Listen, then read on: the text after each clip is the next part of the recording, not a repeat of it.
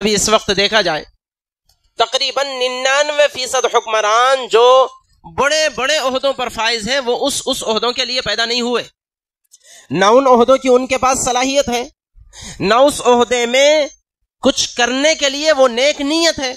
آج کل عہدوں کا معیار کیا بن گیا؟ بطور خاص سیاسی عہدے، پیسہ چاہیے عہدے دینے کے لیے، دادا گیری چاہیے عہدوں کے لیے، اور ظلم چاہیے عہدوں کے لیے۔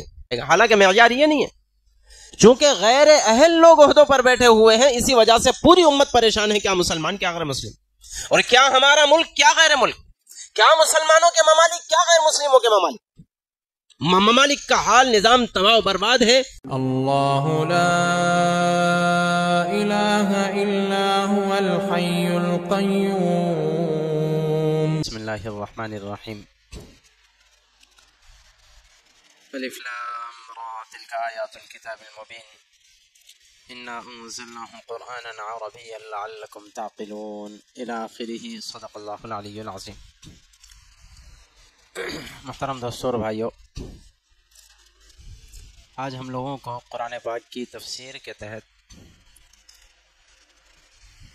اللہ کے ایک پیغمبر حضرت یوسف علیہ نبینا وعلیہ السلام کا مفصل قصہ سننا ہے، اور اس قصے میں اللہ تبارک و تعالیٰ نے بہت ساری نصیحتیں ہمارے لیے لکھی ہیں۔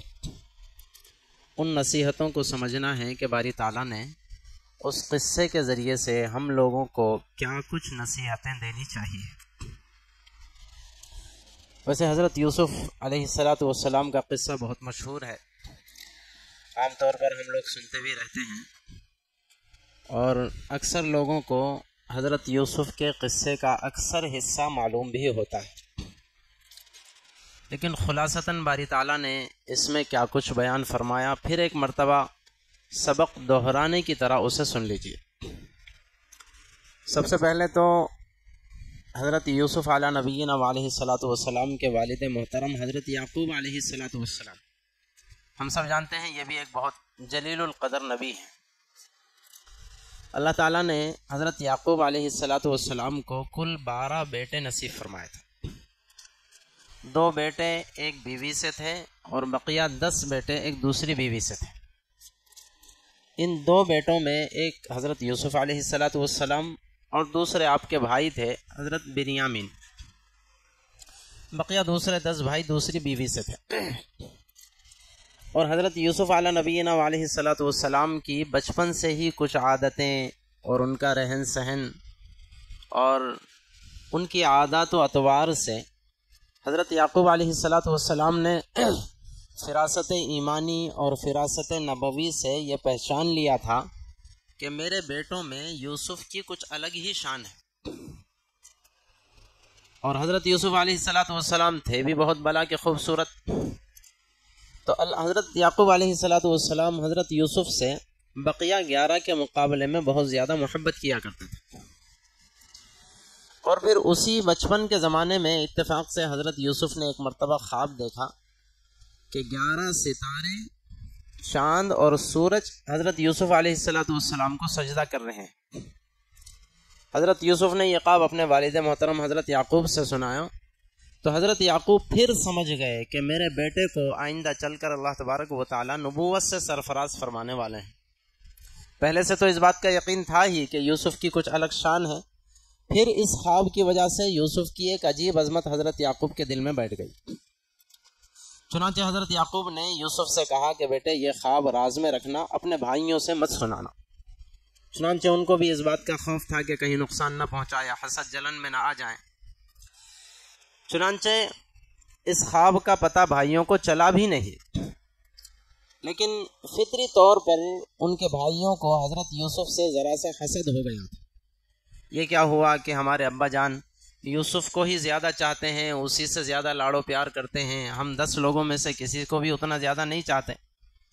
ان لوگوں نے نتیجے میں ایک مرتبہ پلان بنایا اور یوں کہا کہ ایسا کرتے ہیں کہ یا تو یوسف کا قتل ہی کر دیا جائے، یا یوسف کو کہیں ایسی جگہ پھینک دیا جائے، کہیں ایسی جگہ رکھ دیا جائے کہ جس کی وجہ سے یعقوب سے یوسف دور ہو جائے، اس کے بعد پھر ہم نیک و صالح ہو کے رہ جائیں گے اور یعقوب کے مطیع فرما بردار ہو کے رہ جائیں گے۔ چنانچہ اس وقت انہوں نے ایک پلان بنایا اور اپنے والد محترم حضرت یعقوب سے اجازت چاہی کہ ابا جان ہم گھومنے پھرنے کے لیے جانا چاہتے ہیں جنگل میں، ہمارے ساتھ یوسف کو بھی بھیجیے۔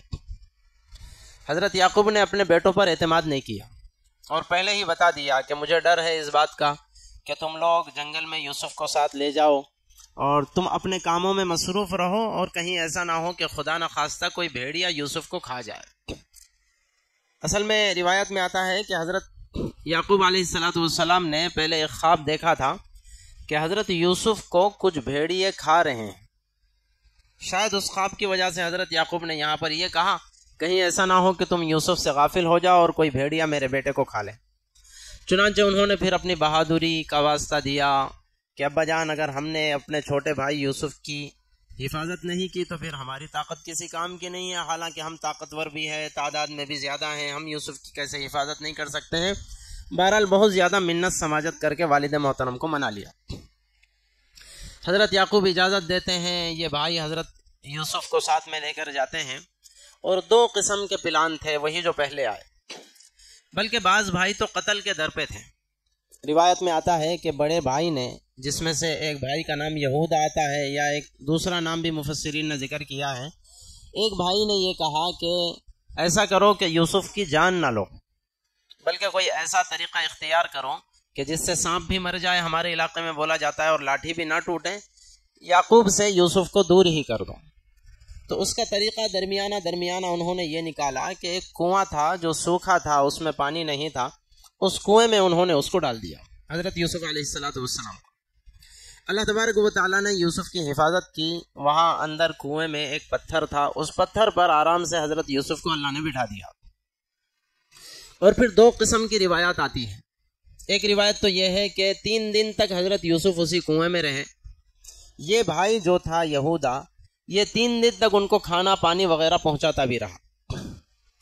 اور ایک روایت یہ آتی ہے کہ انہوں نے چھوڑ دیا، ڈال دیا، پھر اپنے گھر چلے گئے، مطمئن ہو گئے۔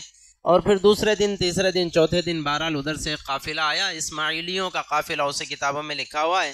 وہ قافلہ آتا ہے، پانی کی ان کو ضرورت پڑتی ہے، ان میں کا ایک بندہ پانی نکالنے کے لیے کنویں میں ڈول ڈالتا ہے۔ حضرت یوسف نے یہ سمجھا کہ شاید میرے بھائیوں کو مجھ پر رحم آ گیا، انہوں نے ہی ڈول ڈالا ہے مجھے نکالنے کے لیے، اس ڈول کو پکڑ کر کے اوپر آ جاتے ہیں۔ جیسے حضرت یوسف علیہ السلام اوپر آ گئے، اس نے زور سے چیخ کر کے کہا کہ ہذا غلام یا بشرا ہذا غلام، یہ تو بہت بڑی خوشخبری کی بات ہے، یہ تو یہاں سے تو ہمیں غلام ہاتھ آیا ہے، اسے ہم بیچ سکتے ہیں، اس سے کمائی کر سکتے ہیں۔ نتیجے میں انہوں نے حضرت یوسف کو مصر کے بازار میں لے جا کر کے بیچ دیا۔ پھر یہاں پر بھی 2 قسم کی روایات آتی ہیں۔ ایک تو یہ کہ جب ان قافلے والوں نے حضرت یوسف کو نکال لیا اور لے جانا چاہتے تھے تو یہودا وہاں پر پہنچ گئے، حضرت یوسف کے بڑے بھائی۔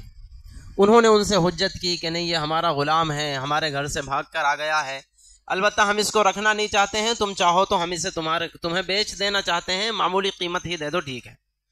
چنانچہ انہوں نے ان کو معمولی قیمت دی۔ ایک قسم کی روایت تو یہ ہے، اور ایک روایت یہ ہے کہ کوئی بھائی تو وہاں پر نہیں ملا، قافلے والے ہی لے جا کر کے مصر کے بازار میں حضرت یوسف کو بیچ دیتے ہیں۔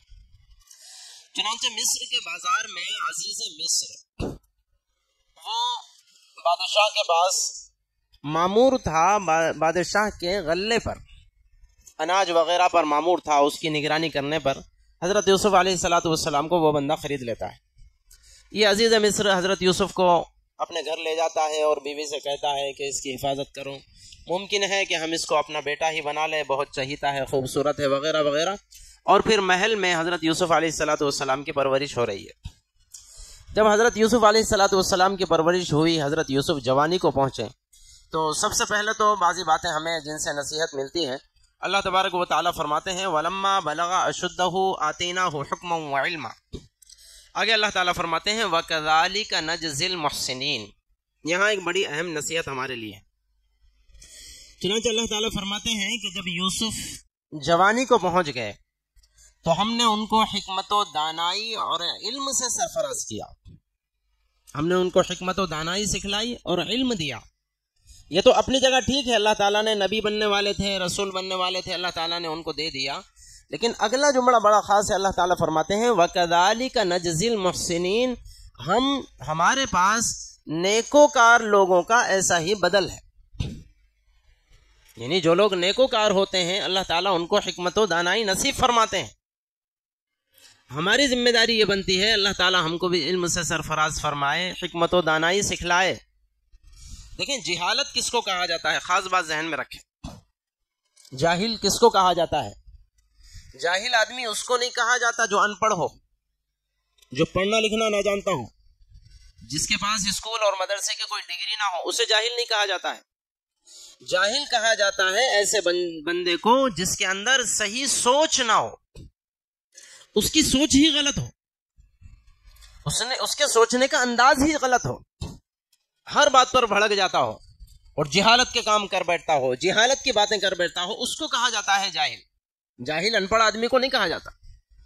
تو جو بندہ اللہ تبارک و تعالیٰ سے حکمت و دانائی چاہے، عقل مندی کی باتیں چاہے، عقل مندی سیکھے، صحیح سوچ اپنے اندر لانا چاہے، اس کو چاہیے کہ وہ نیکوکار بن جائے. بھائی نتیجہ بات سمجھ میں آئی؟ اللہ تعالیٰ فرماتے ہیں جب حضرت یوسف علیہ السلام جوانی کو پہنچے تو ہم نے ان کو عقل مندی، حکمت و دانائی اور علم سے سرفراز کیا، اور یہی بدلہ ہے ان لوگوں کا جو نیکوکار ہوتے ہیں. اس سے اس بات کا پتہ چلا کہ جو لوگ نیکوکار ہوتے ہیں اللہ تعالیٰ ان کو جہالت سے پاک کر دیتا ہے. ان کی سوچ پھر صحیح سوچ بن جاتی ہے، ان کا بولنا صحیح بن جاتا ہے، ان کا لوگوں کے ساتھ رویہ صحیح بن جاتا ہے، ان کے پاس حکمت آتی ہے، سوچنے سمجھنے کی صلاحیت آتی ہے، خیر خواہی کا جذبہ پیدا ہوتا ہے. یہ کس کی وجہ سے؟ نیکیوں کی وجہ سے. یہ نیکی کا اثر ہوتا ہے. اللہ تعالیٰ نیکوکار بننے کی توفیق نصیب فرمائے. جب حضرت یوسف علیہ السلام جوان ہوئے اور آپ کی خوبصورتی تو بہت مشہور ہے، ایک روایت میں آتا ہے نا اللہ تبارک و تعالیٰ جنتیوں کو حضرت یوسف کی خوبصورتی نصیب فرمائے. دنیا میں سب سے زیادہ خوبصورتی کا کمال اللہ تعالیٰ نے حضرت یوسف کو دیا تھا. وہ خوبصورتی ہم سب کو ملے گی. دعا فرمائیے اللہ تعالیٰ ہم سب کو نصیب فرمائے. جنت میں جائیں گے تو نصیب ہو جائے گی، سارے جنتیوں کو وہی خوبصورتی ملنے والی ہے. اب ہوا یوں کہ حضرت یوسف علیہ السلام عزیز مصر کے گھر میں پل رہے ہیں. وہ کم سنی سے 7 یا 8 سال کی عمر تھی اس وقت وہ واقعہ پیش آیا تھا. وہاں سے لے کر جوانی تک حضرت عزیز مصر کے گھر میں پلے بڑے رہے، اور وہاں ان کی بیوی زلیخا بھی تھی.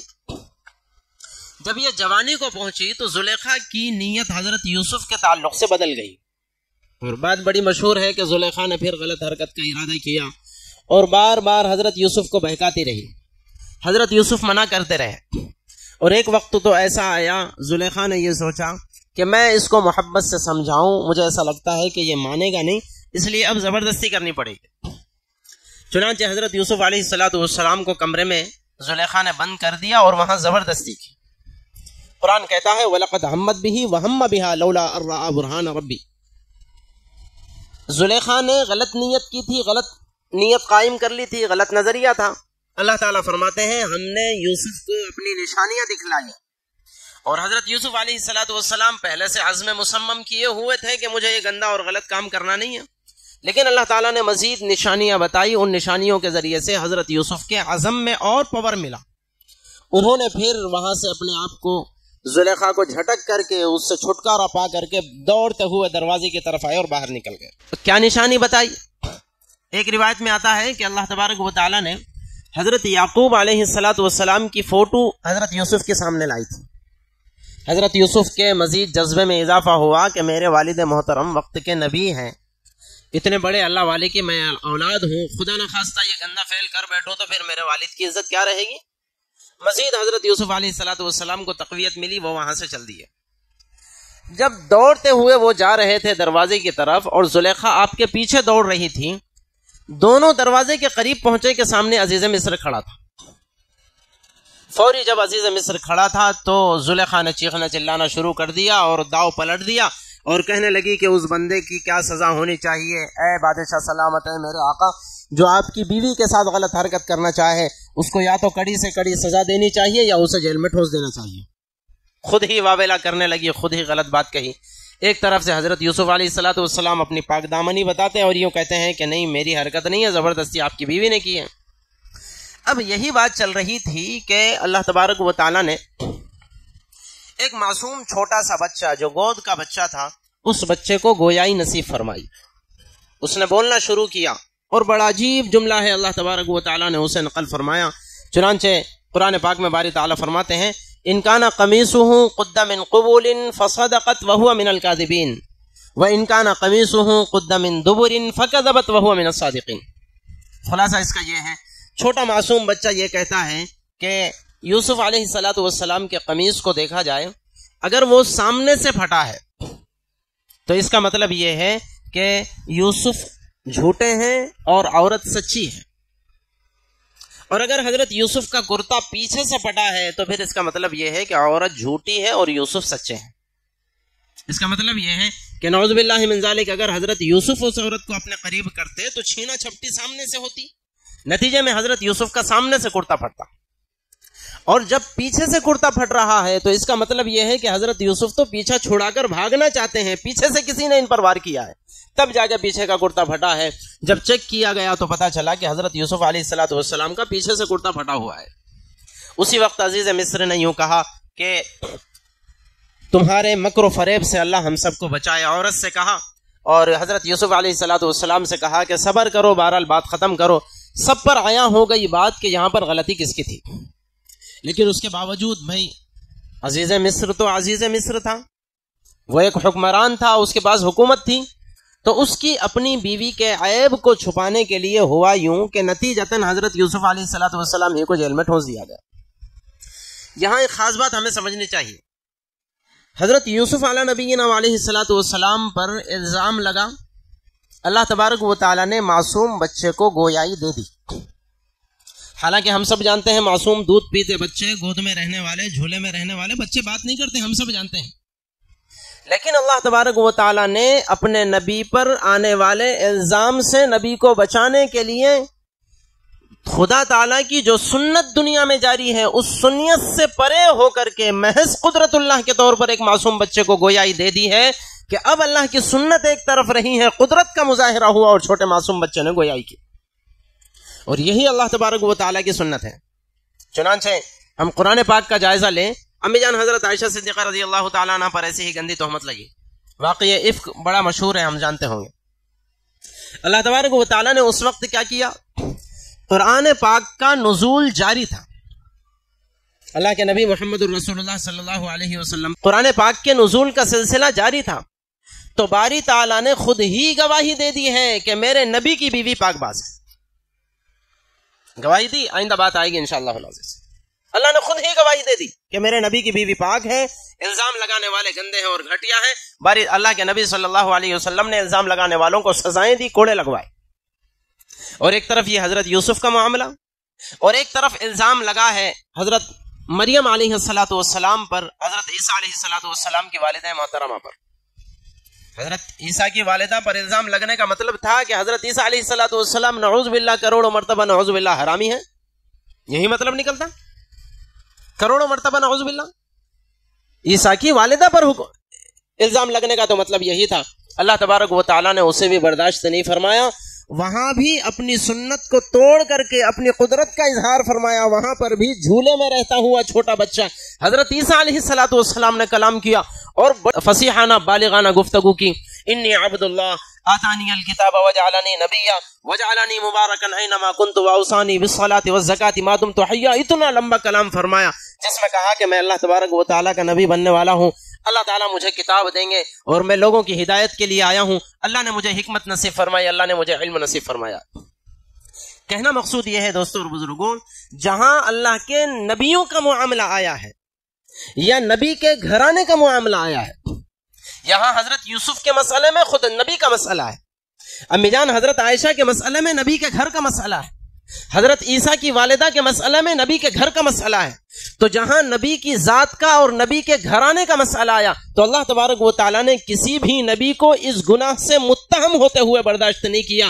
قرآن کا سلسلہ جاری تھا تو سب سے بڑی صداقت اللہ تعالیٰ کی خود قرآن میں حضرت امی جان عائشہ صدیقہ رضی اللہ تعالیٰ عنہ کی برات ظاہر فرما دی۔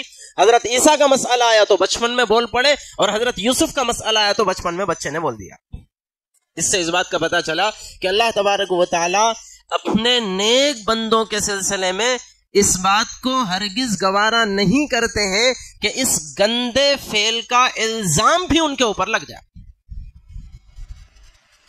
یہ بات سمجھ، غلط الزام بھی، سچا تو چھوڑ دو ایک طرف رکھو، اس گندے فعل کا غلط الزام بھی لگ جائے اللہ تبارک و تعالیٰ گوارا نہیں کرتے.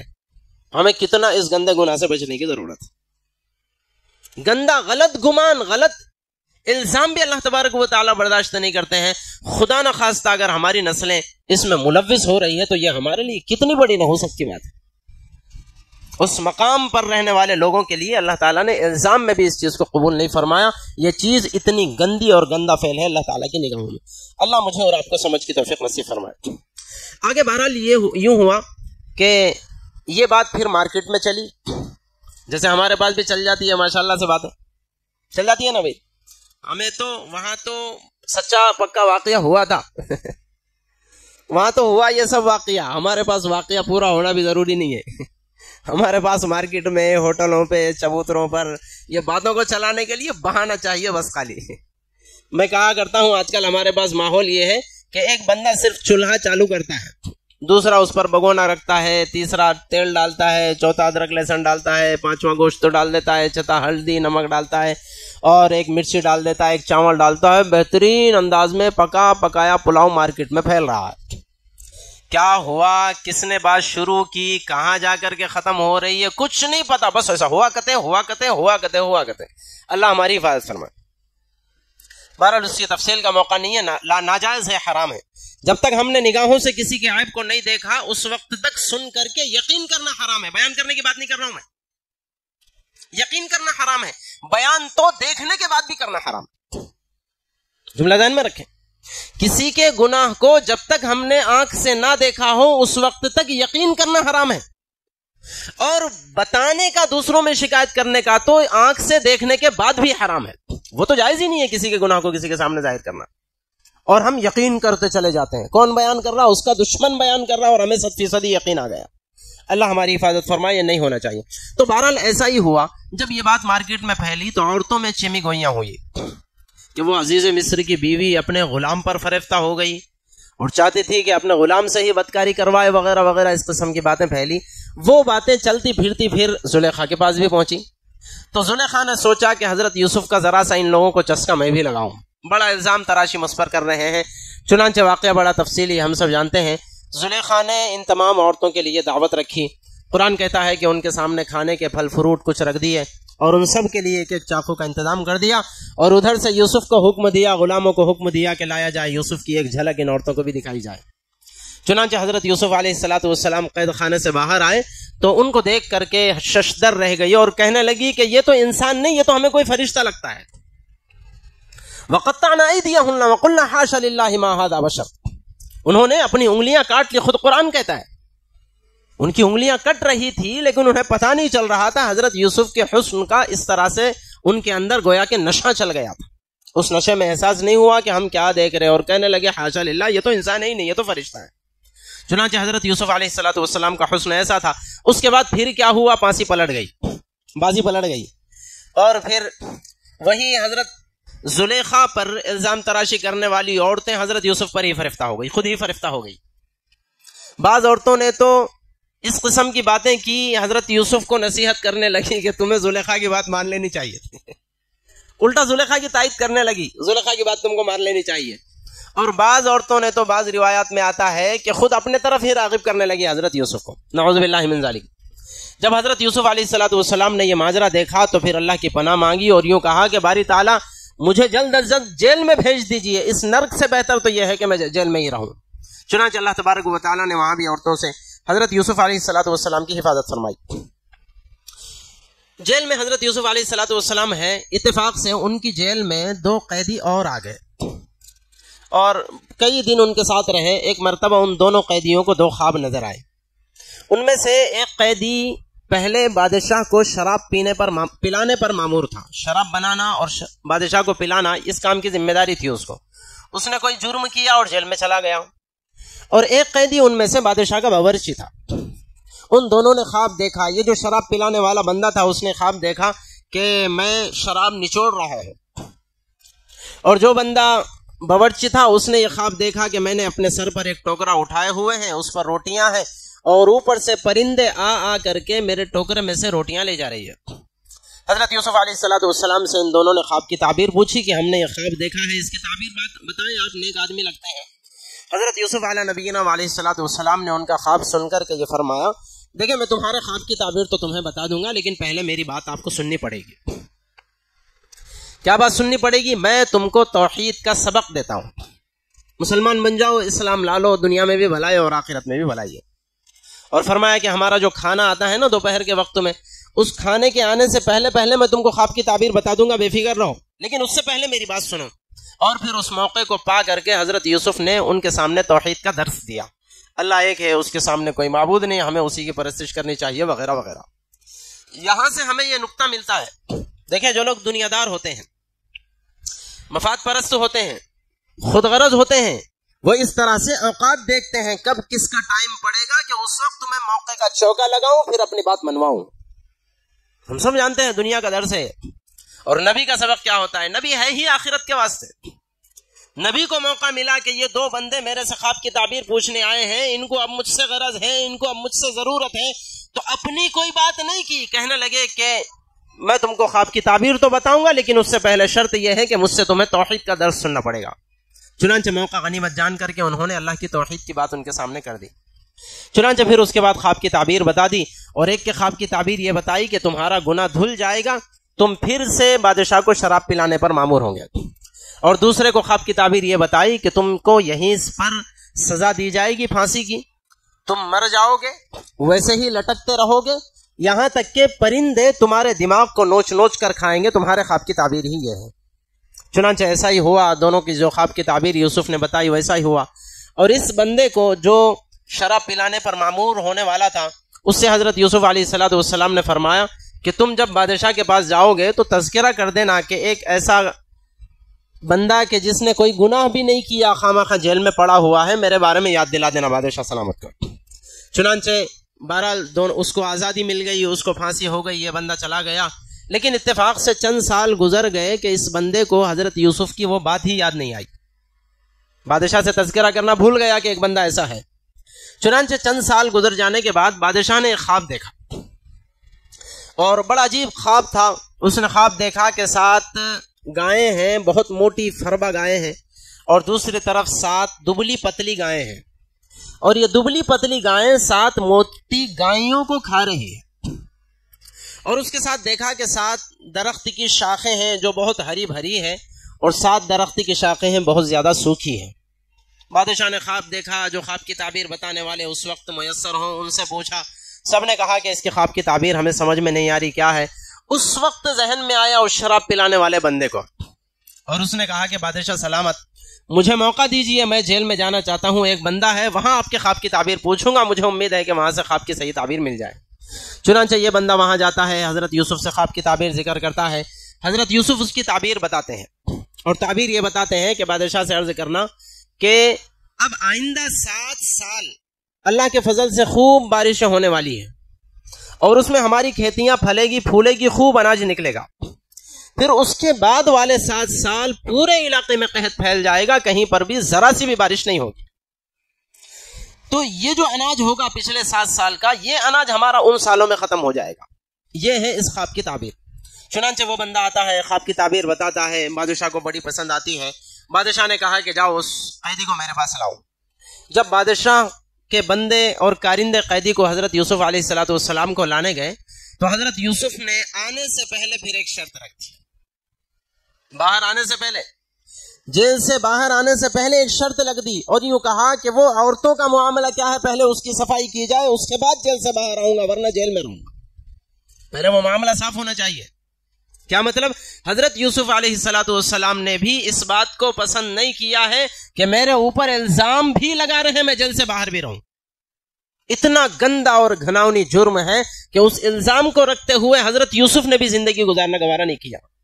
چنانچہ پھر ان ساری عورتوں کو بلایا گیا جنہوں نے انگلیاں کاٹ لی تھی، ان سے پوچھ گچھ ہوئی، انہوں نے کہا کہ بالکل ہماری اپنی غلطی ہے، زلیخا کی غلطی ہے۔ زلیخا نے سارا ماجرا دیکھا تو انہوں نے بھی پشیمانی ظاہر کی، انہوں نے بھی قبول کیا کہ یوسف بے گناہ ہے، وہاں پر بھی میری غلطی تھی۔ چنانچہ حضرت یوسف علیہ الصلوۃ والسلام کی پاکی دنیا کے سامنے ظاہر ہو گئی۔ پھر وہ وہاں سے باہر آ گئے، اور حضرت یوسف علیہ الصلوۃ والسلام نے بادشاہ سے طویل گفتگو کی، اور تفصیل کے ساتھ خواب کی تعبیر بھی بتائی، اور آئندہ آنے والے 14 سالوں میں کس طرح سے ملک میں بھی امن و امان برقرار رکھنا چاہیے، اناج کی تقسیم کے طریقے کیا ہونے چاہیے، حکمت والے انداز میں بادشاہ کو سمجھایا۔ ان باتوں سے بادشاہ بہت زیادہ متاثر ہوا اور نتیجے میں پھر آواز لگائی گئی یہ سب کرنا تو چاہیے لیکن اب اس کے لیے کوئی ایک کارندہ چاہیے باصلاحیت۔ وہ کارندہ کون ہوگا جو ان 14 سالوں کا نظام سنبھالے؟ کون ہونا چاہیے؟ تو قرآن کہتا ہے حضرت یوسف علیہ السلام نے آگے بڑھ کر کے یہ خود ہی فرمایا ہے اگر آپ مجھے یہ ذمہ داری دیں تو اللہ کی مدد سے میں اس کام کو مکمل انجام دینے کے لیے تیار ہوں۔ ایک عہدے کا مطالبہ کیا حضرت یوسف نے ذہن میں رکھا، حضرت یوسف نے خود ہی عہدے کا مطالبہ کیا کہ مجھے اگر یہ ذمہ داری دی جاتی ہے تو پورے 14 سال میں ذمہ داری سنبھالنے کے لیے تیار ہوں۔ یہاں سے ہمیں یہ سمجھنا چاہیے بعض مرتبہ ایسا ہوتا ہے، کوئی کام ایسا ہوتا ہے کہ اس کام کے لیے ہمیں اپنی نیک نظروں کے ساتھ، اپنی نیک نیت کے ساتھ اگر ہم دیکھیں اور غور و فکر کریں تو ایسا محسوس ہوتا ہے کہ اس کام کے لیے سب سے زیادہ موزوں میں ہوں۔ اللہ کے نبی صلی اللہ علیہ وسلم نے عہدے کو طلب کرنے سے منع فرمایا۔ کوئی عہدہ انسان کو خود سے طلب نہیں کرنا چاہیے، لیکن بات یہ ہے اگر انسان کی نظر بھی ایماندارانہ ہو، انسان کی نیت بھی پوری ایماندارانہ ہو اور پوری ایمانداری کے ساتھ معاشرے میں وہ یہ دیکھ رہا ہو کہ اس کام کو کرنے کے لیے خدا نے میرے اندر جو صلاحیتیں دی ہے ان صلاحیتوں کو میں روب عمل لاؤں گا تو جس انداز میں میرا بھی فائدہ ہوگا، قوم کا فائدہ ہوگا، دین کا فائدہ ہوگا، اس طرح سے میرے بجائے کوئی دوسرا بندہ یہ ذمہ داری سنبھال لے تو قوم کا فائدہ نہیں ہوگا، یا یہ کہ الٹا نقصان ہو جائے گا۔ کوئی بندہ اس لائن کی صلاحیت نہ رکھتا ہو اسے وہ عہدہ دے دیا جائے تو پھر نقصان ہوتا ہے، ہم سب جانتے ہیں۔ چنانچہ ابھی اس وقت دیکھا جائے تقریباً 99% حکمران جو بڑے بڑے عہدوں پر فائز ہیں وہ اس عہدوں کے لیے پیدا نہیں ہوئے، نہ ان عہدوں کی ان کے پاس صلاحیت ہے، نہ اس عہدے میں کچھ کرنے کے لیے وہ نیک نیت ہے۔ آج کل عہدوں کا معیار کیا بن گیا؟ بطور خاص سیاسی عہدے، پیسہ چاہیے عہدے دینے کے لیے، دادا گیری چاہیے عہدوں کے لیے، اور ظلم چاہیے عہدوں کے لیے۔ حالانکہ معیار یہ نہیں ہے، چونکہ غیر اہل لوگ عہدوں پر بیٹھے ہوئے ہیں اسی وجہ سے پوری امت پریشان ہے، کیا مسلمان کیا غیر مسلم، اور کیا ہمارا ملک کیا غیر ملک، کیا مسلمانوں کے ممالک کیا غیر مسلموں کے ممالک۔ ممالک کا حال نظام تباہ و برباد ہے، غریب مزید غریب سا غریب اور مالدار سا مالدار بنتا جا رہا ہے۔ اسی کا نتیجہ، وہ اسی بات کا نتیجہ ہے کہ جو لوگ عہدوں پر فائز ہے، جن کی یہ ذمہ داریاں ہیں کہ پوری قوم کو برابری پر لائے، پوری قوم یکساں ہو جائے اور پوری قوم کے ساتھ امن و سلامتی کے ساتھ دنیا جینے لگ جائے، یہ کسی کو فکر ہی نہیں ہے، کوئی کرنا جانتے بھی نہیں اور کسی کو کرنا بھی نہیں ہے، اور کوئی کرنا چاہے تو کرنا آتا بھی نہیں ہے۔ تو صلاحیتیں نہیں ہے، عہدوں پر بیٹھ گئے، نتیجے میں دنیا کا برا حال ہے۔ بہرحال اگر ایسی نیت ہو، ایسا اندازہ ہو رہا ہو تو پھر ایسی صورت میں آگے بڑھ کر کے عہدے قبول کرنا چاہیے۔ میں آپ کو یہ بتا رہا ہوں، بعض مرتبہ بعض بیچارے سیدھے سادے بھولے بھالے اللہ کے بندروں کو میں ایسے جانتا ہوں اللہ کے فضل سے صلاحیت ہے، بھائی حضرت جی آپ یہ کام کیجئے، نہیں یہ جان دو نا شیخ کیا کرتے ہیں رہنے دو، بعض یہ حد سے زیادہ بھولا پن کہا جاتا ہے، اس بلکہ کہوں دیوان پن کہا جاتا ہے۔ اللہ تعالیٰ نے آپ کو اس لائن کی صلاحیت دی ہے، صلاحیتوں کا استعمال کرو، قوم کو فائدہ پہنچاؤ، لیکن نہیں، وہ ہم کو پیچھے رہنے کی عادت ہے، پیچھے ہی رہیں گے۔ تو جن لوگوں کو صلاحیتیں ہونے کے باوجود پیچھے رہنے کی عادت ہے اور جن لوگوں کو صلاحیتوں کے بغیر آگے بڑھنے کی عادت ہے، تو ان دونوں لوگوں کی وجہ سے دنیا برباد ہے۔ صلاحیت مند لوگوں کو جس لائن کی صلاحیت خدا نہ رکھی ہے آگے بڑھنا چاہیے اور قوم کا فائدہ کرنا چاہیے، اور جن کو صلاحیت نہیں ہے پیچھے رہنا چاہیے۔ اللہ ہمیں توفیق نصیب فرمائے۔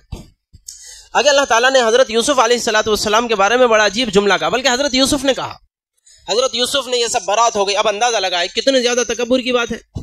آج کا زمانہ اگر ہوتا تو خواہ اتنے دن جیل میں ٹھونس دیا گیا، پھر بادشاہ نے خود ہی بلایا، میں نے کہا کہ میری برات ظاہر ہونے سے پہلے نہیں آؤں گا، چنانچہ میری شرط پوری ہو گئی، ساری عورتوں نے میری پاک بازی کی گواہی دے دی، انتہا یہ کہ جس عورت نے مجھ پر الزام لگایا تھا عزیز مصر کی بیوی نے، جس کا میں غلام تھا، حضرت یوسف غلام نہ عزیز مصر کے، جس کا میں غلام تھا، تو میری مالکن نے میری پاک بازی کی گواہی دے دی اور اس نے اپنے گناہ کو قبول کر لیا۔ تکبر کرنے کا وقت ہے، لیکن نبی ہوتا ہے۔ حضرت یوسف علیہ السلام نے فرمایا وما ابرئ نفسی ان النفس لامارۃ بالسوء۔ بڑا عجیب جملہ ہے، حضرت یوسف فرماتے ہیں میں اپنے نفس کے چونچلوں میں نہیں پھنستا، میں اپنے آپ کو بڑا نہیں گردانتا، میں اپنے نفس کو پاک باز قرار نہیں دیتا۔ وما ابرئ نفسی، میں اپنے نفس کو پاک باز قرار نہیں دیتا۔ نفس تو ان النفس لامارۃ بالسوء، نفس تو گناہوں کی ہی تلقین کرتا ہے، باقی میرا رب کا میرے اوپر احسان ہے، میرے اوپر کرم ہے، اس لیے باری تعالیٰ نے میری پاک بازی ظاہر فرمایا ہے۔ ہمیں بھی ایسا ہی ہونا چاہیے۔ کبھی زندگی میں ایسا موقع مل جائے کہ کسی بھی انداز میں ہماری پاک بازی ظاہر ہوتی ہے، ہماری شہرت ہوتی ہے یا کچھ بھی ہوتا ہے، چار لوگوں کے دلوں میں ہمارے لیے محبت ہوتی ہے، اللہ ہم سب کو یہ نیک توفیق دے، ہم یہی کہیں وما ابرئ نفسی ان النفس لامارۃ بالسوء، میں اپنے نفس کی برات ظاہر نہیں کرتا، میں نیک باز نہیں ہوں، نفس تو برائیوں کا ہی حکم کرتا ہے، باقی میرے رب کا میرے اوپر فضل ہے، اس میں میرا کوئی کمال نہیں ہے۔ اللہ ہمیں یہ جذبہ نصیب فرمائے۔ اللہ تبارک و تعالیٰ نے بڑا عجیب جملہ اس سارے واقعے کے بعد فرمایا۔ اللہ تعالیٰ فرماتے ہیں کہ یہ جو نتیجہ ہم نے یوسف کو دیا نا، یہ کچھ بھی نہیں ہے، اصل اجر تو آخرت کا ہے، اس کو سمجھ لینا چاہیے۔ دنیا میں حضرت یوسف کو بتائے کیا نہیں مل گیا، غلامی سے بادشاہت مل گئی، بلکہ آگے کی بات میں بتاؤں، روایات میں آتا ہے حضرت یوسف علیہ السلام بعد میں بادشاہ بن گئے، ابھی تو صرف خزانے کے ذمہ دار بنے تھے، بعد میں وقت کے بادشاہ نے حضرت یوسف کے ہاتھ پر اسلام قبول کیا، حضرت یوسف کے ہاتھ پر بیعت کی، مسلمان ہوا، حضرت یوسف کا امتی بنا، اور ساری بادشاہت حضرت یوسف کے قدموں میں ڈال دی، پھر تو بادشاہ بن گئے۔ اتنا سب مل گیا نا، غلام سے بادشاہیت تک پہنچے، کیا ملنا باقی ہے؟ اس سب مل جانے کے بعد اللہ تعالیٰ فرماتے ہیں اصل اجر تو آخرت کا ہے، اسے اجر مت سمجھو، دنیا داری کچھ بھی مل جائے یہ اصل نہیں ہے، اصل اجر تو آخرت کا ہے، ہمیں بھی یہ ذہن میں رکھنا چاہیے۔ ہمارے لیے اصل ذخیرہ، اصل خزانہ تو وہ ہے جو اللہ نے جمع کر کے رکھا ہے، دنیا کی دھن دولت اور دنیا کی عیش و عشرت یہ اصل نہیں ہے، اصل تو وہ ہے۔ آگے اللہ تبارک و تعالیٰ نے، بہرحال میں مختصر عرض کروں، پھر حضرت یوسف علیہ السلام نے اس کا نظام چلایا، 7 سال آئے، بہت زیادہ کھیتی ہری بھری ہوئی، انہوں نے تھوڑا تھوڑا اپنی قوم کو دیا جتنا ضرورت کے بقدر تھا، اس سے قوم کھا کر پلتی رہی، 7 سال میں بڑا اناج باقی رہ گیا، ان 7 سالوں میں پھر اپنے ملک میں بھی تقسیم کیا، پڑوس کے ممالک میں بھی اس اناج کو تقسیم کرنا شروع کیا، مختصر سے رقم کے بدلے میں چاروں طرف باتیں پھیلی کہ مصر کا بادشاہ چاروں طرف اناج تقسیم کر رہا ہے اور اس کی قیمت بہت معمولی رکھی ہے، تو پھر حضرت یوسف علیہ السلام کے یہ 10 بھائی بھی غلہ لینے کے لیے آئے، اور اپنی طرف سے چمڑی وغیرہ یہ لوگ دیا کرتے تھے، تو چمڑی کے بدل میں غلہ لینے کے لیے آئے۔ حضرت یوسف علیہ السلام نے ان سارے کے سارے لوگوں کے گھوڑوں پر جتنا سامان تھا وہ لاد کر کے دے دیا۔ واپسی میں جاتے ہوئے بھائیوں نے کہا یوسف سے، حضرت یوسف نے اپنے بھائیوں کو پہچان لیا۔ کیوں پہچانا؟ وہ پہلے سے ہی بڑے تھے، اور بڑا ہو جانے کے بعد آدمی زیادہ بڑا ہو جائے تو چہرے میں خاص تبدیلی نہیں آتی، بچپن سے جوان ہو جائے تو تبدیلی آ جاتی ہے۔ حضرت یوسف چونکہ بدل گئے تھے تو بھائیوں نے نہیں پہچانا، اور بھائیوں کو حضرت یوسف نے پہچان لیا۔ بھائیوں نے خود ہی حضرت یوسف سے گزارش کی کہ بادشاہ سلامت، ہمارا ایک اور بھائی ہے بنیامین، اس کے بدل کا بھی ہمیں اناج دیجیے۔ تو حضرت یوسف علیہ السلام نے فرمایا کہ بنیامین کو ساتھ لاؤ تو دوں گا، ایسے نہیں دوں گا، اور پھر ساتھ میں قید لگا کے آئندہ جب تم آؤ گے تو بنیامین کو ساتھ لائیں گے تو ہی تمہیں بھی ملے گا، ورنہ تمہیں بھی نہیں ملے گا۔ اور کیوں نہیں ملے گا؟ تو اس کا مطلب یہ ہوگا کہ تم نے پہلے جھوٹ کہا تھا، اور جھوٹوں کو پھر ہم کچھ نہیں دیتے۔ اب بہرحال وہ سامان لے کر کے گئے، اور وہاں جانے کے بعد میں اپنی تھیلیاں کھول کر کے دیکھی تو ان بھائیوں نے جو چمڑی وغیرہ بطور بدل کے وہاں پہنچائی تھی یوسف کے پاس، یوسف نے وہ بھی انہی کی تھیلیوں میں رکھوا دی تھی۔ حضرت ان بھائیوں نے اپنے والد محترم کو دکھایا کہ بڑا اچھا بادشاہ ہے، بڑا رحم دل ہے، اس نے ہمارے ساتھ اتنی مہربانی کی ہے، اتنا اناج بھی دیا، اور بدل میں جو قیمت ہم نے دی تھی وہ بھی ہمارے لیے واپس کر دیا۔ اس کے بعد پھر چند مہینوں کے بعد یا چند دنوں کے بعد مزید اناج کی ضرورت پڑی تو پھر حضرت یعقوب سے گزارش کی کہ اب بنیامین کو دو، اسے ساتھ لے جانا ہے، کیوں تو وہاں بادشاہ نے قید لگا دی ہے، بنیامین کو ساتھ لائیں گے تو ہی غلہ ملے گا، ورنہ ہمیں بھی غلہ نہیں ملے گا۔ پھر حضرت یعقوب علیہ السلام پریشان ہوئے اور بہت زیادہ منت سماجت کرنے کے بعد بہرحال اجازت دے دی، اور پھر بنیامین کو ساتھ لے کر یہ 11 بھائی وہاں پر پہنچے۔ حضرت یوسف نے یہ نظام بنایا کہ 2 بھائیوں کے لیے ایک کمرہ دیا، اور 10 بھائیوں کو 5 کمرے دے دیے۔ بنیامین اکیلے رہے تو کہا کہ تم سب سے چھوٹے میرے ساتھ میرے کمرے میں رہو گے، اپنے کمرے میں لے گئے، اور پھر وہاں راز کھول دیا، اپنے بھائی کو بنیامین کو بتایا کہ میں تمہارا بھائی یوسف ہوں وغیرہ وغیرہ، سارا واقعہ بنیامین کو سنایا، اور کہا کہ بات کو راز میں رکھنا۔ تب جب سامان لے کر کے نکلے تو حضرت یوسف علیہ السلام نے اپنا شاہی کٹورا بنیامین کے تھیلے میں ڈالوا دیا، اور جب تھوڑی دور گئے تھے تو اپنے غلاموں کو، اپنے وزراء کو بھیجا کہ اس قابلے میں تلاش کرو، ایک کٹورا نہیں مل رہا، ان لوگوں نے چوری کی ہوگی۔ چنانچہ جا کر کے ان کے تھیلے تلاش کیے گئے تو بنیامین کے کٹورے میں کٹورا نکلا۔ اور حضرت یعقوب علیہ السلام کی شریعت میں چور کو اپنے پاس رکھ لیا جاتا تھا، چور کو جانے نہیں دیا جاتا تھا۔ یوسف نے پوچھا کہ بتاؤ چور کا حشر کیا ہونا چاہیے؟ تو بھائیوں نے کہا کہ چور کا حشر تو یہی ہونا چاہیے کہ ہمارے ساتھ اسے نہ بھیجیں۔ چنانچہ بنیامین کو حضرت یوسف علیہ السلام نے اپنے ساتھ رکھ لیا۔ واپس آ گئے. حضرت یعقوب پھر رونے لگے, بہت زیادہ پریشان ہوئے, مجھے تم پر پہلے سے ہی اعتماد نہیں تھا, تم نے میرے یوسف کو پہلے ایسے ہی گنوا دیا, بنیامین کو ایسے ہی پہلے گنوا دیا. اس کے بعد غصے میں آ کر کے حضرت یعقوب نے پھر بھیجا ہے کہ جاؤ بنیامین کو تلاش کر کے لاؤ, بنیامین کو لاؤ, اور پھر پورے یقین سے کہا کہ یوسف کو بھی تلاش کرو, اسے بھی لاؤ. چنانچہ پھر وہ وہاں پر گئے, تب جا کر کے ان بھائیوں سے گفتگو ہوئی. اس گفتگو میں ظاہر ہوا کہ ہاں یہی یوسف ہے. اس کے بعد معافی تلافی ہوئی. حضرت یوسف نے اپنا کرتا دیا کہ میرے والد محترم کی آنکھوں پر ڈالو تو اس کی وجہ سے بینائی واپس آئے گی. وہ کرتا لے کر کے آ رہے تھے, وہ وہاں سے مصر سے نکل چکے تھے. حضرت یعقوب علیہ السلام نے فرمایا کہ مجھے میرے بیٹے یوسف کی خوشبو آ رہی ہے. کرتا آ رہا تھا, کرتے کے آنے کی وجہ سے کہنے لگے کہ مجھے میرے بیٹے یوسف کی خوشبو آ رہی ہے. چنانچہ وہ واپس آئے اور حضرت یعقوب کی آنکھوں پر اس کرتے کو ڈالتے ہیں تو حضرت یعقوب کی بینائی واپس آتی ہے اور پھر خوشخبری سناتے ہیں. یہ سب مل کر کے پھر والدین بھی اور 10 بھائی بھی سب مل کر کے حضرت یوسف کے پاس جاتے ہیں. حضرت یوسف شہر سے باہر ان کا استقبال کرتے ہیں اور سب کو اندر لیتے ہیں. اور حضرت یوسف علیہ السلام کی شریعت میں عظمت کے لیے, تعظیم کے لیے سجدہ کرنا جائز تھا. اس وقت والدین نے اور ان 11 بھائیوں نے حضرت یوسف علیہ السلام کو سجدہ کیا. یہی وہ خواب کی تعبیر تھی جو حضرت یوسف علیہ السلام نے بچپن میں دیکھی تھی. اس کے بعد پھر وہیں پر حضرت یوسف علیہ السلام کے ساتھ والدین بھی اور تمام بھائی بھی رہنے لگے. یہ مختصر سا خلاصہ اللہ تبارک و تعالیٰ نے حضرت یوسف علیہ السلام کا یہاں پر بیان فرمایا. اور اس کے درمیان میں جو باتیں ہمارے لیے بطور نصیحت کی آنی چاہیے تھی وہ بھی تقریباً آ گئی ہے. اللہ کرے کہ مجھے بھی اور آپ کو بھی تمام کہی اور سنی گئی باتوں سے اور اس واقعے سے اور اسی طرح سے جتنے واقعات باری تعالیٰ نے قرآن پاک میں ذکر فرمائے ہیں ان سب سے نصیحت لینے کی توفیق نصیب فرمائے. آمین. وآخر دعوانا ان الحمد للہ رب العالمین.